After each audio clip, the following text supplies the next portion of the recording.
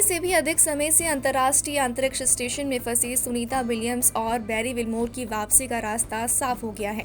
उन्हें space x के spacecraft से ही वापस लाया जाएगा। इसरो चीफ से जब सवाल किया गया कि क्या भारत ये मिशन पूरा कर सकता था, तो जानिए उन्होंने क्या जवाब दिया। अंतर्राष्ट्रीय अंतरिक्ष स्टेशन से सुनीता विलियम्स और बैरी विल्मोर की वापसी को लेकर चल रही रस्साकसी के बीच नासा ने स्पष्ट कर दिया है कि दोनों अंतरिक्ष यात्रियों को स्पेसएक्स के क्रू 9 ड्रैगन कैप्सूल से वापस पृथ्वी पर लाया जाएगा। आपको याद दिला दें, सुनीता विलियम्स और बैरी विल्मोर शुरुआत के 8 दिनों के लिए एक मिशन पर बोइंग के स्टारलाइनर स्पेसक्राफ्ट से अंतर्राष्ट्रीय अंतरिक्ष स्टेशन की यात्रा पर गए थे। हालांकि वहां पहुंचकर बोइंग के स्पेसक्राफ्ट में कुछ तकनीकी खामियां मिली, जिसके बाद उनकी पृथ्वी पर वापसी टल गई और फिलहाल वो 78 दिनों से भी अधिक समय से इंटरनेशनल स्पेस स्टेशन में है। अब नासा ने स्पेस एक्स के क्रू ड्रैगन का उपयोग कर अगले साल फरवरी में उनकी वापसी निर्धारित की है। ये क्रू ड्रैगन अगले महीने लॉन्च होने वाला है। इसमें 4 लोग होंगे, लेकिन लौटते समय इसी में सुनीता और बुच भी वापस आएंगे। क्रू ड्रैगन कैप्सूल अपने बनने के बाद से अब तक 46 बार लॉन्च हो चुका है। ड्रैगन कैप्सूल 42 बार इंटरनेशनल स्पेस स्टेशन गया है, 25 बार रीफ्लाइट टूर पर भी। इस कैप्सूल में एक बार में 7 एस्ट्रोनॉट्स के बैठने की व्यवस्था होती है। ये दुनिया का पहला निजी स्पेसक्राफ्ट है जो लगातार स्पेस स्टेशन पर एस्ट्रोनॉट्स और कार्गो लेकर आता जाता रहा है।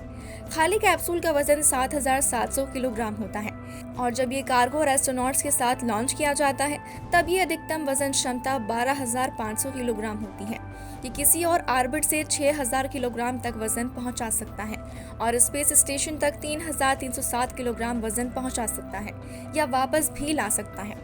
आमतौर पर इसमें 2 से 4 एस्ट्रोनॉट्स बैठते हैं। इमरजेंसी इक्यूएशन यानी कि आपातकालीन स्थिति में इसमें 7 एस्ट्रोनॉट्स के बैठने की भी व्यवस्था होती है। अगर ये अपने दम पर धरती की कक्षा में उड़ान भरे तो ये 10 दिन तक अंतरिक्ष में रह सकता है, लेकिन स्पेस स्टेशन से जोड़ दिया जाए तो 210 दिन तक अंतरिक्ष में रह सकता है। ड्रैगन कैप्सूल की ऊंचाई 15 फीट है, लेकिन प्रोपल्शन सिस्टम को मिलाकर इसकी ऊंचाई 26.7 फीट है। इस समय कुल 8 ड्रैगन कैप्सूल ऑपरेशनल हैं, जिसमें से 4 क्रू कैप्सूल हैं। एस्ट्रोनॉट्स को स्पेस स्टेशन पहुंचाने और वापस लाने के लिए 3 कार्गो कैप्सूल सामान के लिए, 1 प्रोटोटाइप और 3 कैप्सूल रिटायर हो चुके हैं, जिसमें से 1 क्रू था और 2 प्रोटोटाइप थे। इस कैप्सूल की पहली मानव रहित उड़ान 2 मार्च 2019 में हुई थी। मानव युक्त पहली उड़ान 20 मई 2020 को हुई थी, लेकिन पहले कार्गो उड़ान 6 दिसंबर 2020 को हुई थी। इसमें आमतौर पर स्पेस एक्स के फाल्कन 9 ब्लॉक 5 रॉकेट से लॉन्च किया जाता है। इसमें स्पेस स्टेशन पर जाने और वापस आने के लिए 2,553 किलोग्राम ईंधन डाला जाता है और नासा ने विलियम्स और बैरी विल्मोर की वापसी के लिए इसी एलॉन मस्क के स्पेसक्राफ्ट को चुना है। वहीं क्या भारतीय स्पेस एजेंसी इसरो भी उनकी वापसी का मिशन पूरा कर सकती थी?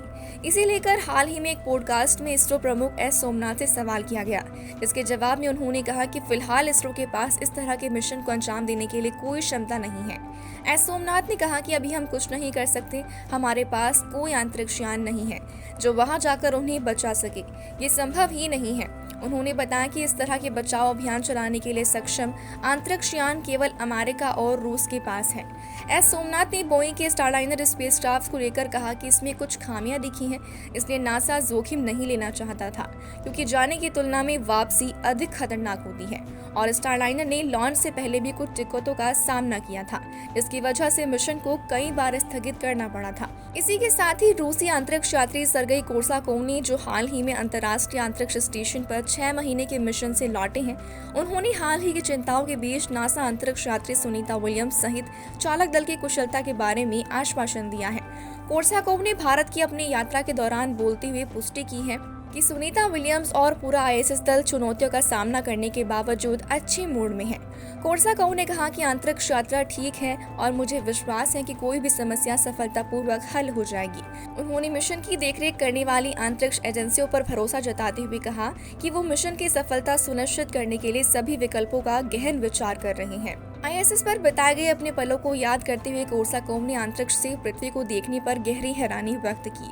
उन्होंने कहा कि मैं सितारों से 400 किलोमीटर दूर था, लेकिन सबसे उल्लेखनीय पहलू हमारे ग्रह को एक नए दृष्टिकोण से देखना था, बिना सीमाओं की एक दुनिया। ये देखना बहुत ही दिलचस्प था। वहीं कोर्साकॉव ने अंतरिक्ष अन्वेषण में भारत की प्रगति की भी प्रशंसा की। उन्होंने कहा कि वो भारत की प्रगति पर करीब से नजर रख रहे हैं और सफल मिशन लॉन्च करने और महत्वाकांक्षी नए लक्ष्य निर्धारित करने में देश की तेज प्रगति से प्रभावित हैं। उन्होंने कहा कि मैंने गगननॉट्स भारत के अंतरिक्ष छात्रों के साथ प्रशिक्षण लिया और पाया कि वो बुद्धिमान, मजबूत और उत्साही हैं। मुझे विश्वास है कि वो महान उपलब्धियां हासिल करेंगे। इसी के साथ ही ISS पर बताए अपने समय के बारे में बात करते हुए कोर्साकॉव ने बताया कि 6 महीने इस अनुभव का पूरा आनंद लेने के लिए बहुत कम थे। उन्होंने कहा कि ISS पर बिताया गया हर दिन खोज की यात्रा थी।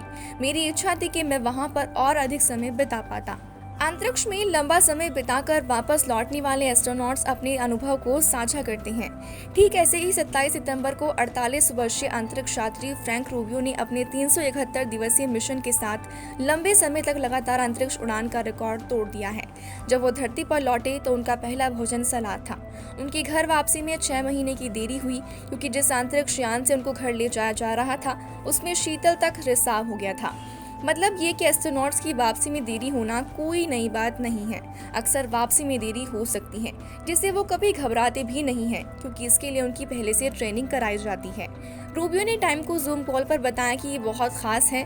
धरती पर वापस आने के करीब 4 महीने बाद रूबियो ने जूम टाइम से अपने इस अनोखे अनुभव के बारे में बात की है।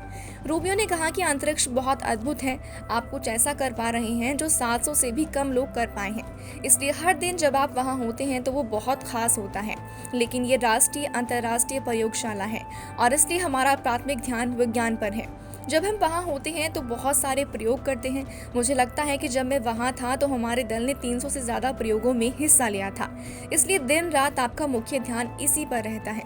साथ ही अपने शरीर को बनाए रखने के लिए बहुत सारे व्यायाम भी करने पड़ते हैं, क्योंकि माइक्रोग्रेविटी वहाँ नहीं है जिसके लिए हम बने हैं। और इसलिए जब आप अपने शरीर को स्वस्थ रखने के लिए वहाँ होते हैं तो बहुत सारे व्यायाम भी करते हैं।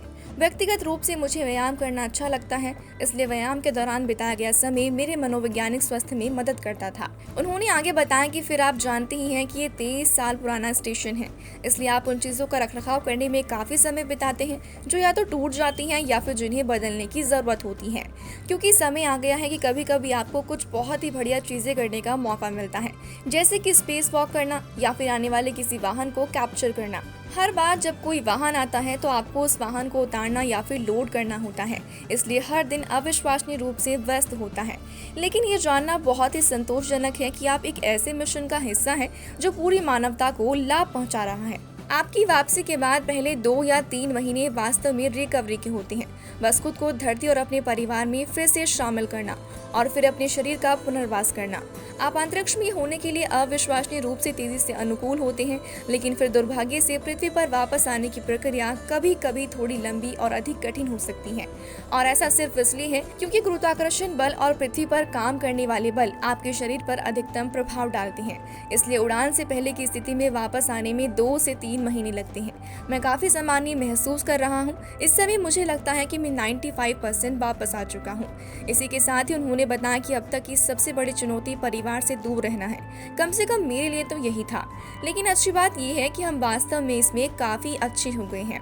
इसलिए आप जब भी चाहें, जब भी खाली समय हो, सैटेलाइट आधारित वायरस ओवर इंटरनेट प्रोटोकॉल का उपयोग करके पृथ्वी पर कॉल कर सकते हैं और सप्ताह में कम से कम 1 या 2 बार आप वीडियो कॉन्फ्रेंस भी कर सकते हैं।